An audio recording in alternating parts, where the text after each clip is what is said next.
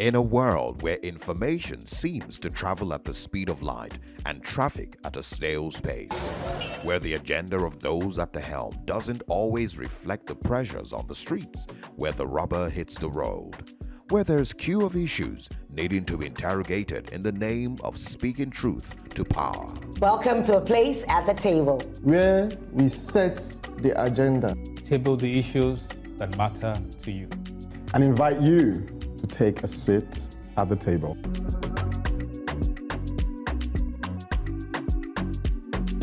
Welcome to A Place at the Table. The theme for this week, reform, and accelerated reform.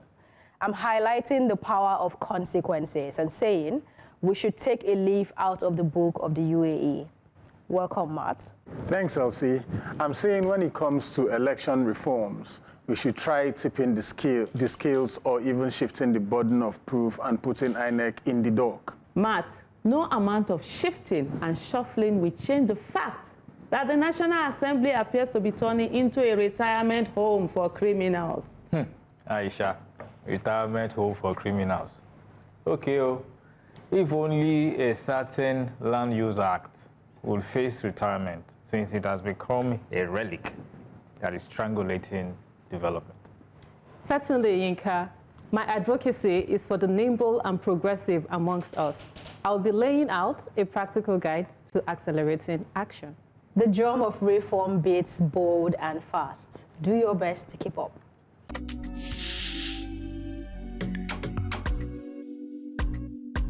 Picture a world where children, women walk freely, day or night, without fear.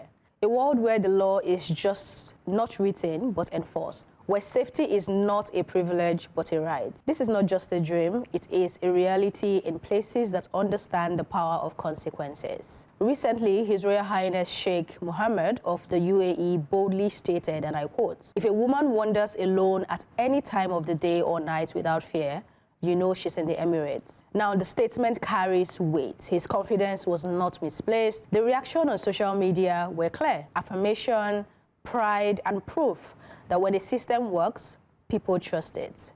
But what makes the UAE different?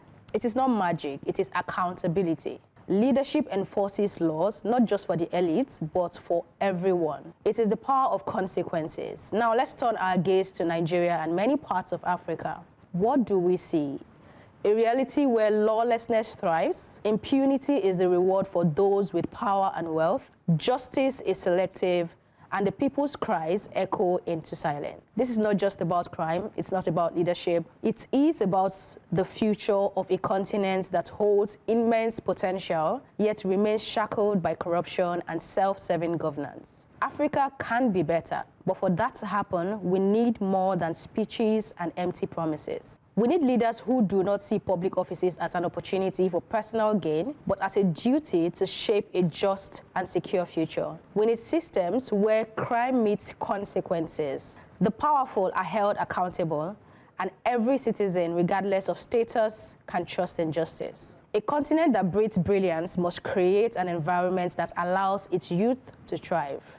We need policies that foster innovation, economic growth, and security, not just for the elite, but for all. Africa's future depends on what we tolerate today. Let us demand integrity, accountability, and justice. The power of consequences is the foundation of a great society. Let's make it a reality for Nigeria and indeed Africa. I think I'll just start off with the statement, a quote from your advocacy. Africa's future depends on what we tolerate today. And we not only tolerate a lot of things we shouldn't be tolerating, but people even go to the extent of defending those things and telling us the reasons why they should be those things, because they feel, oh, this is Africa, or this is the way, it's been done. And I just like the bragging power. I mean, the bragging rights there to say, yeah, a woman can walk anywhere freely. For me, the first time I traveled out of this country was in the year 2000, and it was to Dubai. And I was a trader doing business there, and I could tell you it was really safe. Even when I started traveling there with my kids, as far back, I think 2007 or 6, thereabout, and literally in the night, I would send them out.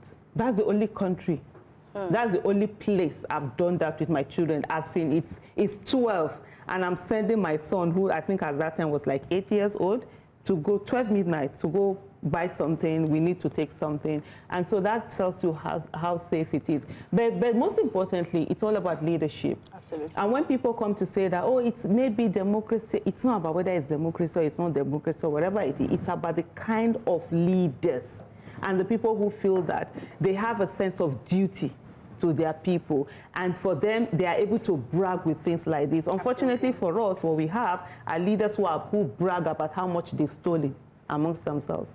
I love this. I love this advocacy, largely because it's about consequences. Like I always say, a law without consequences is a suggestion. Consequence is the bedrock of good behavior. As far as you know that when you do something, you're going to get away with it, there are no tangible consequences attached to it, the behavior will persist. And it's not a Nigerian thing. And it's not a Nigerian thing. So it's very important to ensure that there are consequences attached to everything, and not just attached to it, it needs to be consistently and swiftly enforced. Because again, if you have consequences and it is selectively enforced, the behavior will still continue. And also, when we scapegoat leaders, like say, oh, someone embezzled, we are making a lot of media rounds around it and all of that. Without structural reforms, the outcomes will still be the same. Because while addressing corruption, it's important to understand that fine, you could deter people via consequences, but lasting change typically comes from structural reform. And lastly, we need to imbibe restorative justice. It's not just enough that you're corrupt and then you've been sent to jail.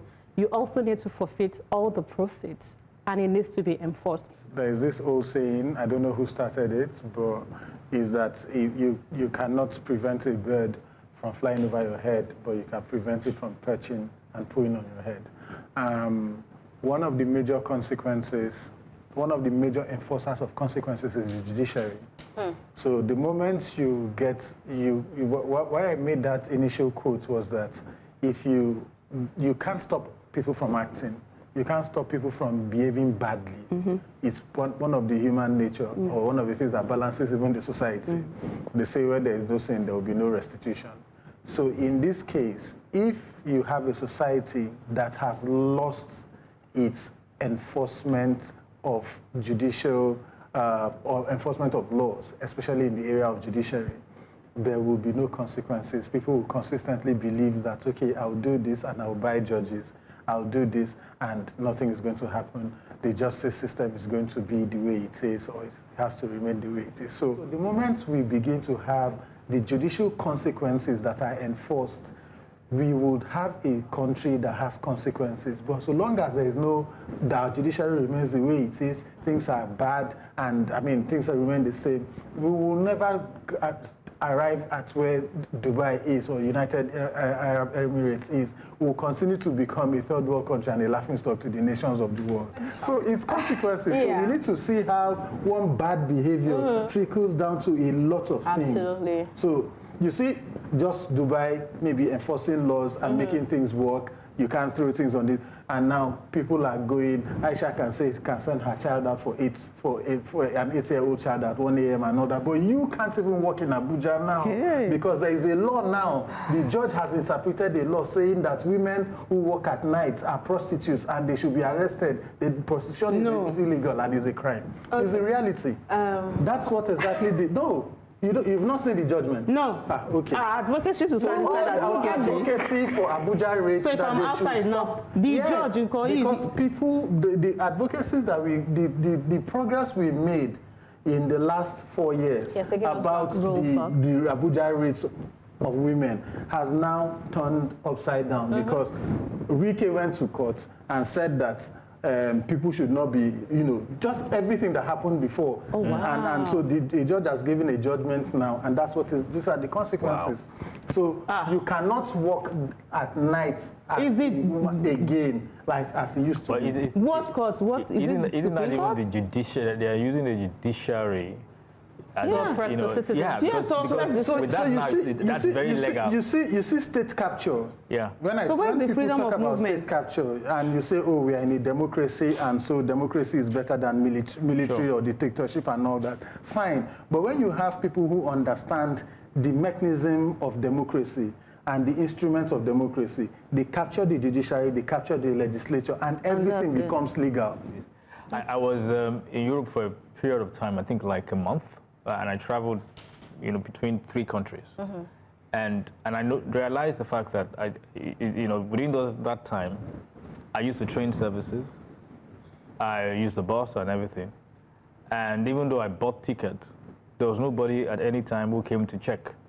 So I could actually just enter the bus without paying, And I remember telling the person I could have actually spent the entire month without paying anything, and I would have been going through this transportation, going up and down. And he says, yes, that's true. But you see, every other person understands that 5 euros that they contribute is what makes that system work. So yes, there are consequences, but the higher level of citizen participation is when citizens themselves understand that they don't need to be enforced or chased or in any way arrested. To do your An duty. ideal society. They understand that the ideal society is everybody is involved, and that's where that's what takes me to the visionary leadership we find in UAE. I just said it's not a democracy, and that's true. And that's one thing we want to let ourselves know, that we don't have to have a democracy to have the best of everything.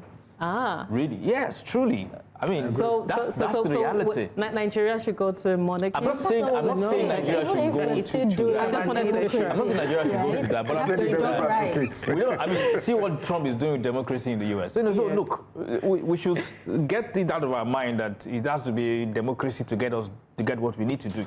I say to people today, and I say this especially to the Christian community, the most popular place for Christian clergy to go on vacation in Nigeria is Dubai.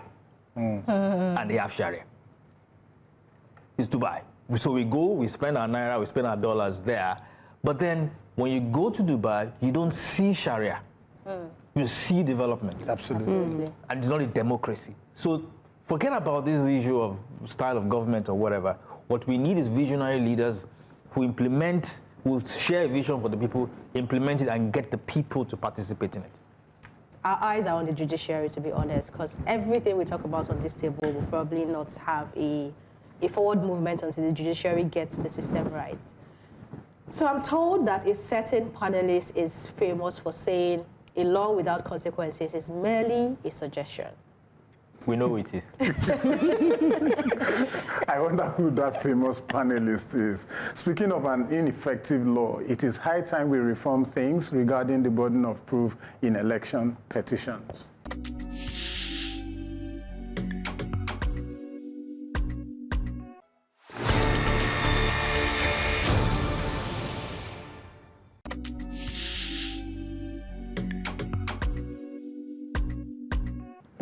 The evidential principle of law presupposes that he who alleges must prove.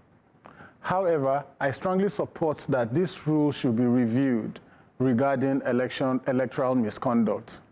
The idea that an aggrieved person has a limited time under the law to prove his case, and given the enormous burden placed on petitioners by the law, many litigants have found this burden too cumbersome, resulting in the dismissal of many of these election suits due to lack of proof. The idea of shifting the burden of proof in an election to INEC is not new. It was proposed in the 2008 Electoral Reform Committee, popularly known as Justice Uwe's report. INEC is saddled with the constitutional responsibility of conducting periodic elections. Therefore, the burden should rather be placed on the institution to prove that the elections they conducted were credible and in compliance with the provisions of the Electoral Act, and not just that, but its regulations and guidelines for conduct of elections. The fact that the allegations of misconduct emanating from conduct of elections are placed on the petitioner, who in most cases has little or no access to documentary evidence and has limited access to funds to call and transport witnesses witnesses to plead his or her case is unjust. Therefore, by placing the burden on INEC, it emphasizes the Commission's responsibility to maintain accurate records and ensure fair and transparent elections. The Commission is in a better position to access and present evidence related to the conduct of its elections and to demonstrate compliance with electoral laws. The 2022 amendments to the Electoral Act by the 9th Assembly suggest a shift in the burden of proof. If you look at Section 137, you will see that. However, because of its ambiguities and contradiction with Section 37 of the Evidence Act 2011, judges have been somewhat careful to interpret it as shifting the burden of proof. This is largely because the amendment pushes the judges into the arena of conflict. Therefore, I am calling on the 10th Assembly to rise to the occasion of shifting the burden of proof clearly and unambiguously in the next amendment. I'm just going to say that once I see anything INEC and having conversations around our electoral conduct, it just gives me PTSD from the last election, right? And as much as I like to hope that things will get better or that we're working towards it, I do not have hope in this current assembly to do anything about this. You also saw cases where, in fact, let me just say, I agree that the burden of proof should be shifted to INEC because, like you said, they have the access to the data, they have the information. If you say these people won free and fair, then it's supposed to be easy. It's technology, right? At first, you told us these things will be transmitted in real time. We'll be able to sit down from anywhere to get it done. And maybe because I work in tech, I know how very possible everything that we promised is, right? It's not impossible. You are not handling, what's the data set you're handling that makes it too much for you to be able to match who has rightfully registered and who actually came to the polling unit to vote, and then what do you finally have and was transmitted, right? We saw what happened. And sometimes when you then begin to have that conversation, it makes you look like you don't know what you're saying because everybody is sounding like you're saying something alien. So I'll just say I agree with you. Yes, the burden should be shifted to them. They should come out to be able to tell us how this happened. It's not difficult. I agree with Elsie. The technology can be significantly improved. Not like it can. It should be significantly improved. But I'm not particularly sold on that particular electoral reform you're requesting, shifting the burden of proof from INEC, from the petitioner to INEC. For one, we need to look at INEC's capacity. Do they have the technical and human resource to validate? I believe petitioners should document. I like the fact that we've come a long way from 1999 on the way elections are conducted in Nigeria. And I would also like to say that I feel like the instances of rigging are significantly reduced. I'm not saying it has stopped. Stopping is in God's hands, you know, and also citizenship advocacy, but it has significantly reduced when we look at where it is we are coming from. We have more resources to document what is happening at each polling unit. Each political party, they have agents at the polling unit that can physically document what is going on, pictures, sign-offs, and all of that. And I don't know, in spaces where the BVAS did not work, the uploading of the electoral results, were the polling agents required to also sign off on the BVAS?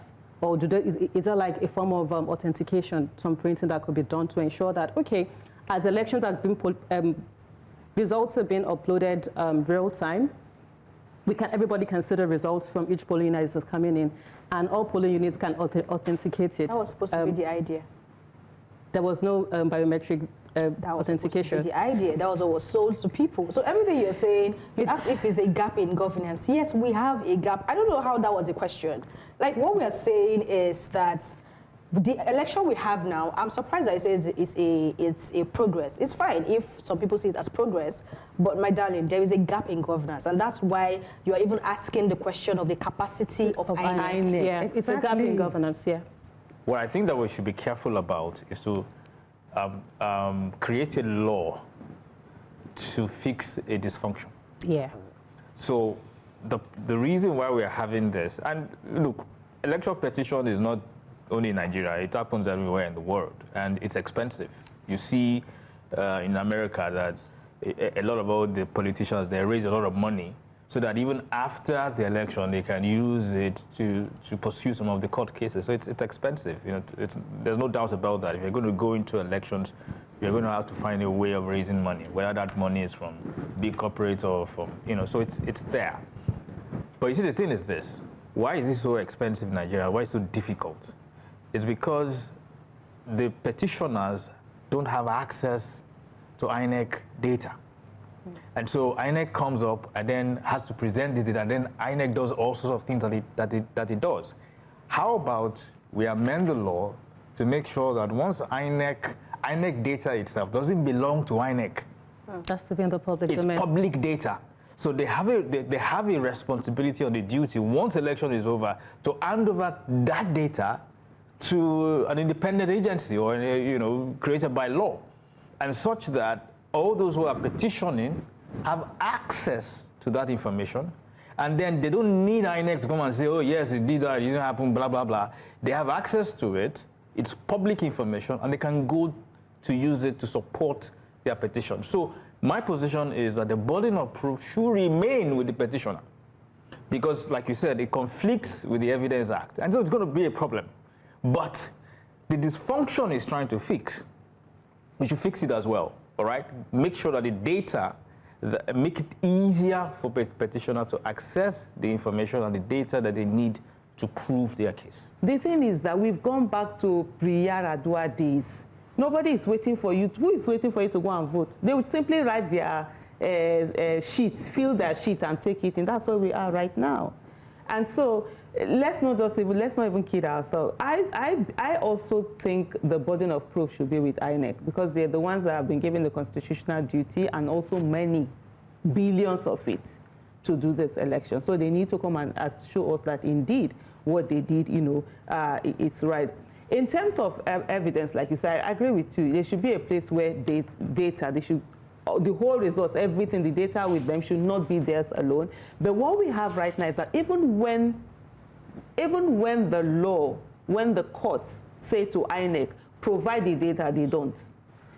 Open up your records for these petitioners. INEC will disobey the court. I have not seen any consequences. Really? Yes, that's what is happening in Nigeria. They will disobey. I've not seen INEC chairman spend some time in jail for what's that, the contempt of court, because that's what it's supposed to be. They blatantly refuse. In short, it's a criminal organization. Let's not kid ourselves. We like be politically correct.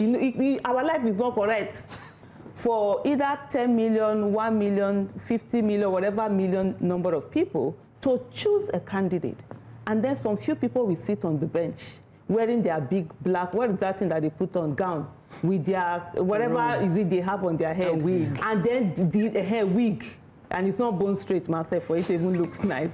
And then they will now decide who is the winner of the election. That power should be taken away from the judiciary. What they should do is to call, why are we not recounting the votes? So somebody has gone to court, right? They should have two things they should have the power to do. Either call INEC, bring back the whole sheet. They have the result, they have the ballot papers. They take the ballot papers away. Bring them, even if it will take us 1 week, let's manually count the ballot papers. Even if it take us a month, count it and then declare who is the winner, or tell them to go back and vote again. Yinka talked about the conversation, what I wanted to say in terms of response to the capacity that you mentioned. And but I think one thing Yinka probably mixed up was that when I talked about Section 37 of the Electoral Evidence Act, and how it contradicts 137. What the Ninth Assembly did was that they said, in that particular section, if you tender evidence that an election was rigged, you don't need to call witness. Now, what that meant was that it's INEC that will have to prove that witnesses or bring in witnesses and do all that.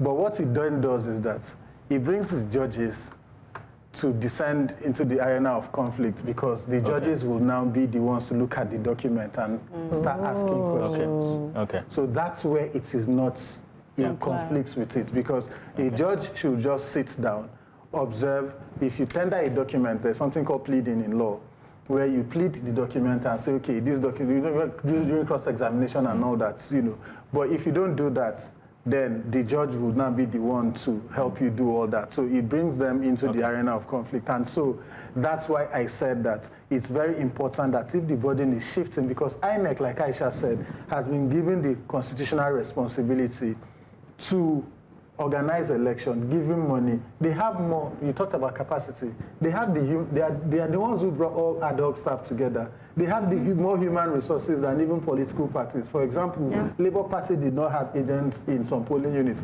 INEC were everywhere. You know, so they have all the manpower to prove that, okay, the elections that we did, it complied with even our own guidelines. It's not too much to ask. It's just to say, you have a guideline. After Electoral Act, INEC has guidelines, regulations that they also put together. It was in that guidelines and regulations that they included transmission of results on the, and INEC chairman came out and said, this is it. So why didn't he follow his own guidelines? And we just spoke about consequences. And then we sat back, and then petitioner will now come and start saying, you said you will do this thing. And nobody is there to say, oh, INEC chairman. So if the body moves to say, okay, INEC, you give us your guidelines. Tell us how you ensured that you followed your guidelines, and then it will work. That's basically what I think. The law must be a pillar if we are to lean on it for justice. I could say the same for our lawmakers in the National Assembly. But how can we lean on those who are themselves in need of retirement and possibly criminal conviction?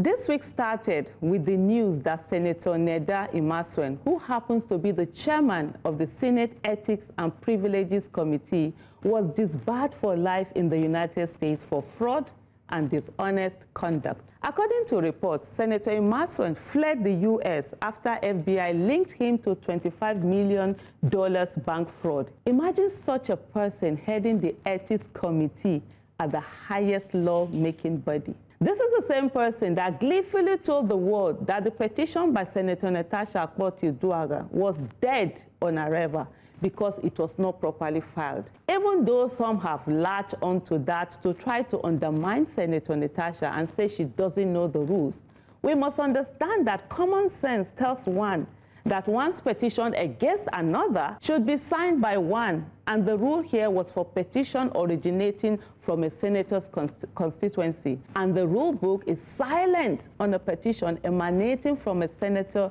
against a fellow senator. Anyway, that's not the advocacy for today. It's advocacy for another day. The question that should worry us is this: why do criminals who have been found wanting in other countries or accused of massive corruption find the National Assembly a safe haven? Senator Imaseun is not the first National Assembly member that was disbarred in the United States. The former Speaker of the House of Representatives, Femi Gbajabiamila, was also reported to have been disbarred in the United States. Apart from that, we have many National Assembly members who have active files at the EFCC. The Senate President is one of them. He was accused of embezzling 100 billion naira during his tenure as governor of Akwa Ibom State. He was also part of the list of 58 former governors accused of looting over 2 trillion naira, many of whom have found National Assembly home. No wonder no National Assembly member has been suspended for any act of criminality. Those that have been suspended were either fighting for their rights or rights of others, or simply revealing the wrong dealings at the National Assembly. You remember what they said at the time? If you want forgiveness, you know where to defect to. Where to defect, exactly. Your forgiveness is sure. Nigeria has mutual legal assistance with the United States of America. And if you accuse somebody of 25 million or you link someone with 25 million US dollars, that's a lot of money all over the world. It's a lot of money. And the person is occupying a Senate position like that, as in he's not hiding in Nigeria. He is in the National Assembly of Nigeria. And you cannot exercise extraditory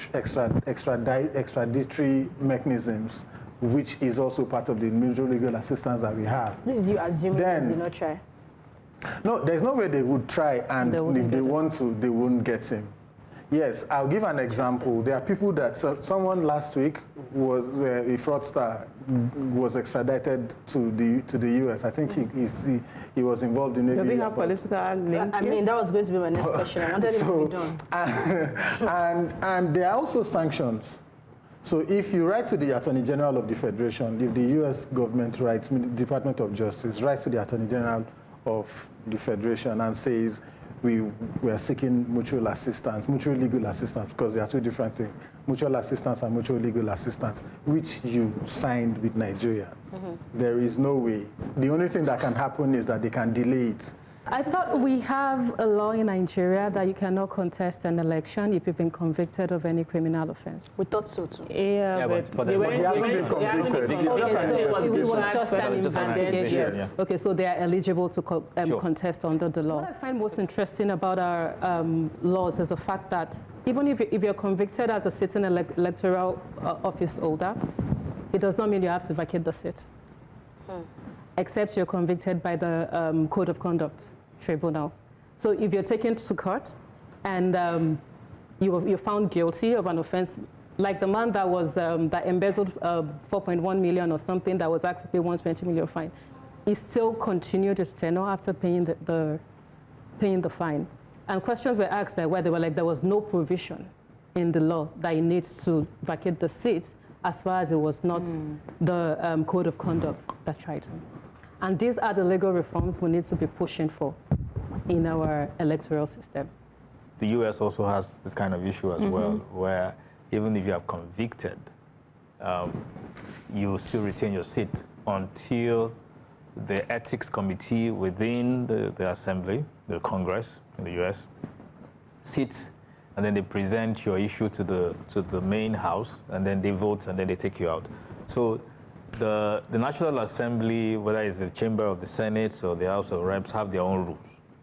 And those rules are different from what happens outside. So we have to maybe look at it in terms of how do we harmonize to make sure that criminals, like I just said, don't make the National Assembly a retirement home, because the reality right now is that it's we used to say that it's a retirement home for ex-governors and all that. And now actually it's a retirement home for current criminals. And we need to sanitize that system by ensuring that these criminals don't gang up within the National Assembly. Criminals. The alleged criminals, yes. Don't gang up within the National Assembly and then create laws or create rules, not laws, rules that protect themselves. And once they're protected, they have some kind of immunity for themselves while they are in that house. Even when you say laws, you're also right, because when you say we should do more to have better laws, who are the people going to pass it? They are the ones going to pass the law. So if it doesn't favor them and what they want to, please finish. Yeah, I mean, I'm done. Okay, so I would just say that we need to be better as a people. And it speaks to the advocacy I raised also, consequences. And you said something earlier, which is about our conscience as well. I believe that when you begin to have a society that have consequences for certain actions, you then change culture, right? Because when I'm saying that this is what happens when this happens, I sort of grow into that as a child, and in my mind, I know that when I do this, it is this. And even if from my home, the training wasn't clear in terms of what is wrong or right, at least I know legally this is what is wrong or right, and then that's where you begin to sort of breed a kind of conscience that is fair to people. So I'm hoping that we'll get to a point where we really sit back to look at how to change these laws and these rules. And again, it still takes me back to saying those who are supposed to do it are those who is favoring now. Yep. I don't know how we're going to get to the point where we can tell people that you cannot go to the National Assembly if you have a questionable character. When we speak of honorable or distinguished members, it presupposes that at the very least, they must be honorable or distinguished. That's on period. Yep. Yeah. What more can I say? We'll be moving on from retirement homes to relics after the break.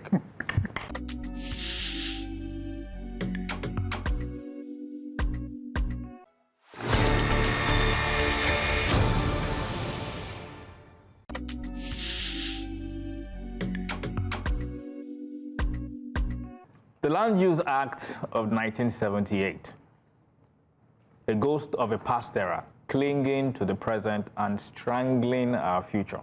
It was born of good intentions, perhaps a desire to streamline land ownership to ensure equitable access. But these good intentions paved the way to a system that breeds stagnation, corruption, and despair. For decades, we've watched as this act, in its supposed wisdom, vest all land in the hands of the governor of each state.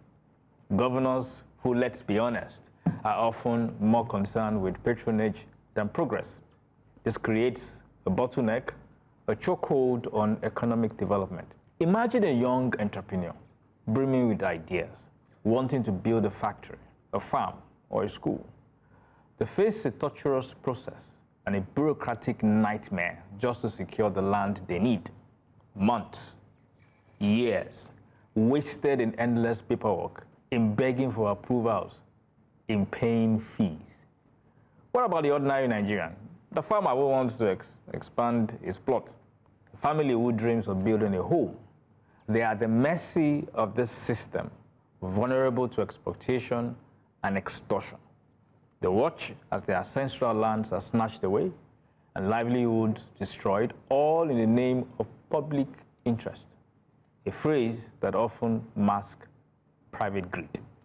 This act creates uncertainty and discourages investment. Who wants to invest in a system where the rules can change on a whim, where the governor holds all the cards? It stifles innovation, hinders growth, and perpetuates a cycle of poverty that traps generations. Some will say, oh, but it prevents land grabbing. I say it facilitates it. It concentrates power in the hands of a few, making them the ultimate arbiter of land ownership. It breeds corruption, fuels inequality, and turns land, fundamental resource, into a weapon of control. We need a change. A system that empowers individuals, encourages investment, and promotes transparency. We need a system that recognizes the rights of landowners, protects the vulnerable, and fosters sustainable development. Repeal it, amend it, fine. But let's not debate the necessity. Let's not pretend that this outdated and oppressive act is serving the best interest of Nigeria. For me, I would say that I've not read that Land Use Act. I received this I think last month or something, but I've not yet sat down to go through it. So my knowledge is a bit this thing. But looking at what you say, first of all, I think it's extremely wrong, the fact that everything is vested in the hand of governors, knowing fully well that we don't put in places people who are honorable, who have character, capacity, people who are patriotic, who care about the nation, rather than people who use it for their own, for their own common good. But for me, as one who has faced the system a lot, so I would say I'm a property developer, and I've been doing that since the year 2007. For every land that I've had to build, I buy it. And it's usually very expensive. And it's usually the reason why you find that houses and everything, they're that expensive. For me, in as much as, I do have lands that I also have bought over time from other people, we must have a law that stipulates that you can't just keep a land if you're not building within the 6 months after collecting that land. Mm-hmm. Because what we have now, it has become like a capitalist tool. I'm trying to find the word for it, where people hold on to it. They are not building. Yes, it's just speculation. They have access to whoever it is that is in office, and then they grab this thing, they keep them, and the price just keep going. And you have people who ordinarily would have been able to build houses, because in building a house, the land is the biggest major obstacle that you have, the most capital intensive in a way. When you have it, you can start building, even it's little by little. And so because some people are holding on to it, it now becomes like a commodity that is being hoarded. It also drives up prices. The prices are going up and all of that. So that, for me, it's one thing that needs to be done. It's not bad in itself, but the execution is terrible. the public interest protection is right. The fact that the government can also take up a property and ensure it's used for public use. The downside to that is cronyism and victimization and oppression. Oppression is the word. If you are in bed with the governors, your property is safe. And then if you happen to be on the other side, you have the likelihood of being oppressed. Absolute power corrupts. Absolutely. So those are the things we should be talking about. How do we implement this better? In what way can we add technology to the... For me, I think this is something technology can solve. We have a lot of backlogs in the land bureaus, people requesting for COVs and all of that. Sometimes it's not even corruption. Sometimes it's just inefficiency. And I think technology can address the inefficiency part of it. I actually agree with you because the Land Use Act was passed into law as a decree, actually, initially by Obasanjo because of the civil war, and it was meant to protect and bring cohesion in Nigeria, hold everybody together so that land doesn't belong to one particular ethnic group and then it becomes a problem with the other ethnic group and all that. So it was a good law at the time to solve a particular problem, but it's been donkey years since then. And while you were also talking, I was putting down notes because one, the fact that the land is what's that thing called? Title is given to consent. Actually, it's called consent. It's given by the governor of every state. Makes it extremely difficult for people to access land and use that because without title, you can't access loans. And one of the factors of production, like you said, is land. And if you cannot access land, like in FCT, for example, the former minister under Buhari did not sign one single CFO. What? Yes, 8 years. Until when he was just about to leave and then he hurriedly started signing CFOs for certain people. He did not consent to one CFO for 7 good years. He was extremely busy. He was an extremist. He was extremely busy. So I agree with you wholly when it comes to amending the law to ensure that it accommodates our current realities. When you talk about technology, yes, I mean, some governors, I know in Kaduna they have the GIS, and in Abuja they also have AGs, and they have technology that they use, even in Lagos State as well. They used to track and do allocation of lands and all that. But we can do more if it's on a grander scale. But I just want to reiterate and remind us that we've had 1, 2, 3, 4, 5, 7, 8, 9, 10, because you mentioned them earlier, 10th National Assembly. So it also boils down to the stage, right? So we've had 10 of them. And we can just sit here now and just for fun, count, just for fun, 10 laws that we can say this needs to be repealed, like you said, or amended. So the question is, what she said initially, what is their KPI and ROI? What are they doing when they get there? Because we can wake up today and say, oh, this needs to be amended. Whose job is it? The one thing we must remind ourselves is that a law that was created in 1978 should by now be amended or modified to reflect the reality of the time. Absolutely. We should not say, oh, because it was done with good intentions at that time, we should just retain it. There's so much more right now that we can do to make that law relevant to what is happening in Nigeria today. Zuma, our famous panelist, you seem to be the right person to answer this question. What is a law with unjust consequences? An unjust law? Beyond unjust laws, I'll be speaking on a matter of reversing injustice that concerns us all.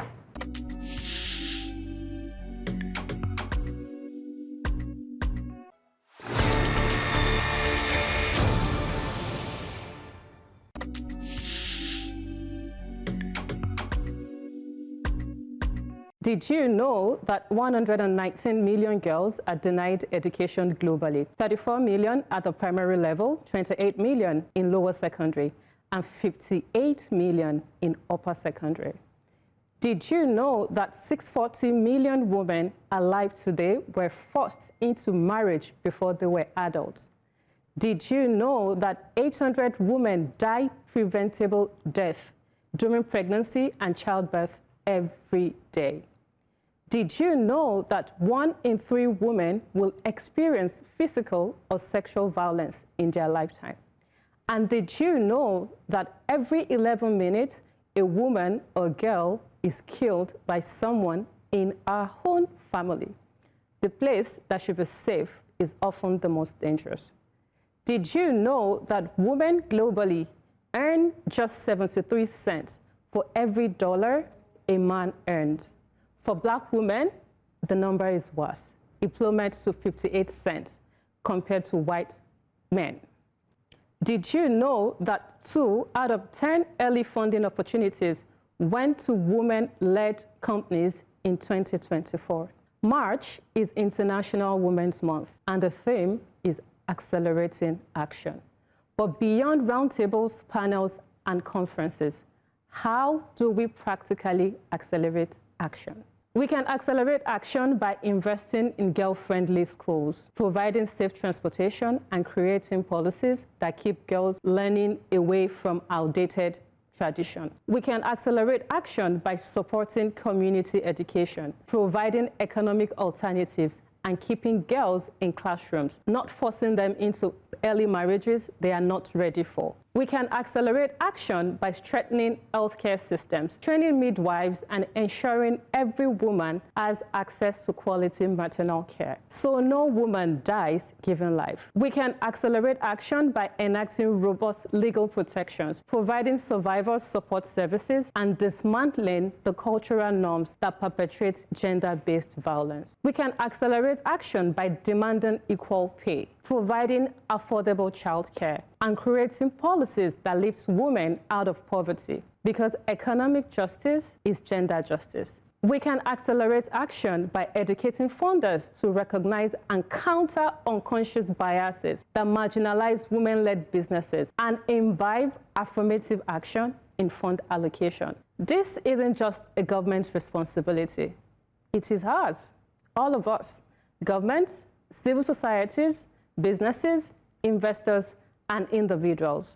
We must work together with urgency to create a world where gender equality is not a dream, but a reality. We have the power to change this. We have the responsibility to change this. Let's not wait another minute. Let us accelerate action together for a more equitable future.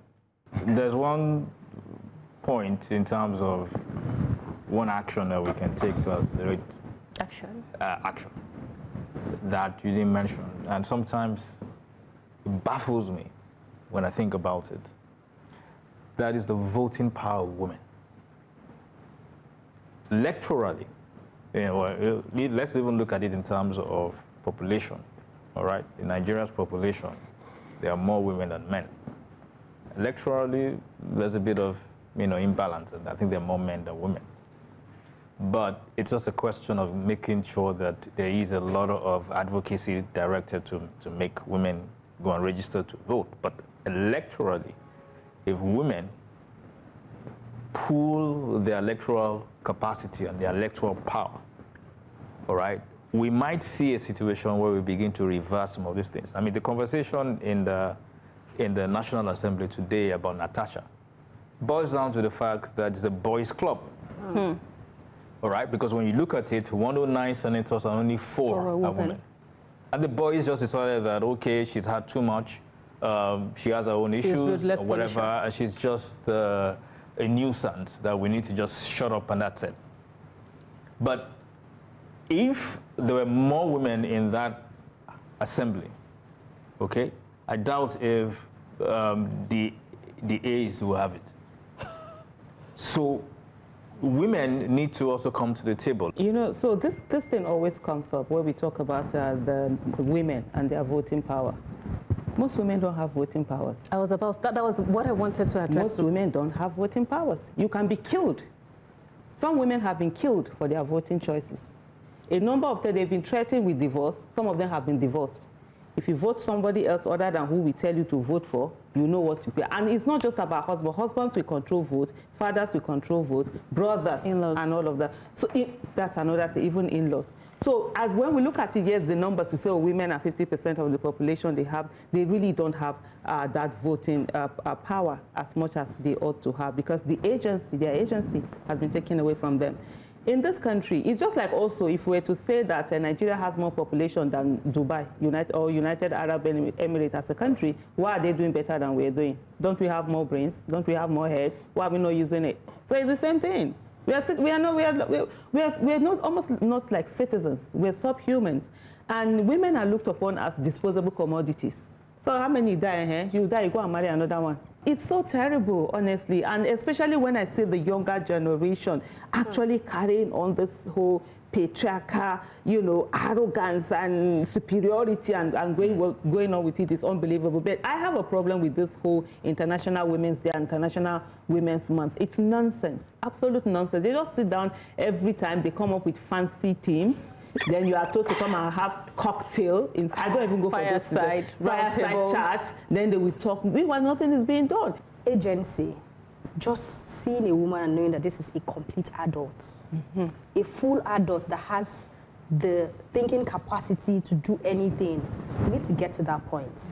I'll give a very recent example. Unfortunately, I don't know the senator's name, but there was a video that surfaced online last week.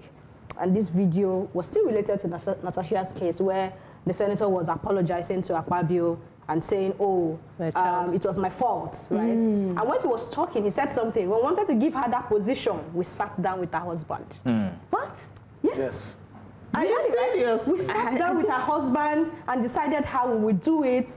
We are talking about a senator, but for you to give her what is rightfully her role in the House, you had to first of all go and sit down with her husband that nobody voted for. Right? So that's just to tell you how deep this goes. It's not just about the person in the House, right? It's even those that you would say, oh, they have means, they have what it is. We still go through this because sometimes we are not seen as people with complete agency. There has to be a man who is, you see that play out too when you probably want to change your name or you want to get your passport. Especially when you're married, you say your husband have to sign, give you consent for you to be able to have international. When you want to do operation. So I just need to bring that home to reiterate it. And I mean, I agree with everything you've said, and I'm really 100% with you about the special day. It's good. I'm not saying don't celebrate us, but let's maybe begin to pick from the list that Zuma has given us. Accelerate action. And accelerate those actions and ensure that we're doing something, not just for March, but for every day of the year. We need to do something a step further, pretty much. They're actually accelerating action to oppress us. I think that the world is rigged against women. With these statistics, you realize that.